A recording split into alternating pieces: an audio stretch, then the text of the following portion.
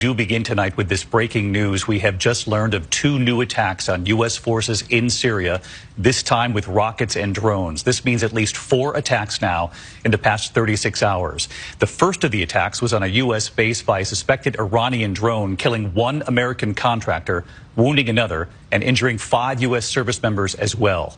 The U.S. has launched airstrikes in retaliation in response to those first attacks. We're just learning of these additional attacks tonight. Air Force F-15 fighter jets taking to the skies, destroying 2 Iranian-aligned facilities.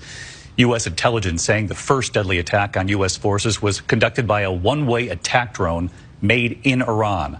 One of the 2 most recent ones also using drones. President Biden, who authorized the retaliatory airstrike, saying just a short time ago that the U.S. does not seek conflict with Iran, but is prepared to, quote, act forcefully to protect our people. Word at least 1 U.S. service member has been injured in these newest attacks tonight, but it is early. Our chief global affairs correspondent Martha Raddatz leading us off with late reporting now. Tonight, 4 separate attacks on U.S. forces in Syria in 36 hours, one of them deadly. In response, U.S. F-15s destroying 2 Iranian-aligned training and equipment facilities in Syria. To make no mistake, the United States does not emphasize seek conflict with Iran, but be prepared for us to act forcefully, protect our people. That's exactly what happened last night.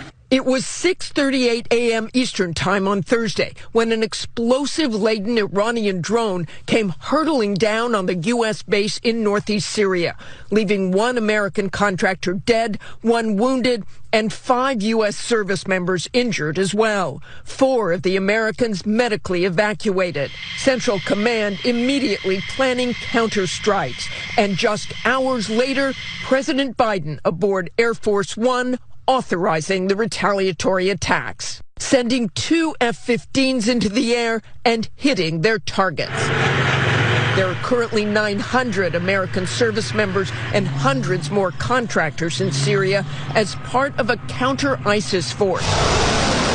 The attacks against those forces by these Iranian-backed proxies have been relentless. Nearly 80 rocket or drone attacks in the last 2 years, including another one today in eastern Syria that did not result in any injuries. This is the first time the U.S. has hit targets in Syria since August, and the first time an American has been killed in Syria in a drone attack. And tonight, there are serious questions about how the drone got through. We take force protection very, very seriously. I will say, as it pertains to radar, my understanding is that there was a complete sight picture in terms of radar. All that said, as is the case in any type of attack, U.S. Central Command will conduct a review to assess what happened. A lot of moving parts just as we came on the air tonight. I want to get right to Martha Raddatz. And Martha, these 2 new attacks we're just learning of tonight. Obviously, just before the news began, we learned this from the Pentagon as we were coming on. We did hear a unified message before these 2 new attacks from both the Pentagon and the president. You were monitoring this with us here, Martha. The president in Canada saying the U.S. does not seek conflict with Iran, but clearly this would all appear to be escalating. What are you hearing tonight about the defense systems on those U.S. bases, why they're not able to stop these drones and rockets, and how the U.S. might respond to these newest attacks? Well, David, a U.S. official confirmed to us that one of the air defenses was down at the time of the deadly attack, something they will be looking into, but do not expect the U.S. to back off. President Biden said just moments ago, we are not going to stop, implying there could be further retaliations. David?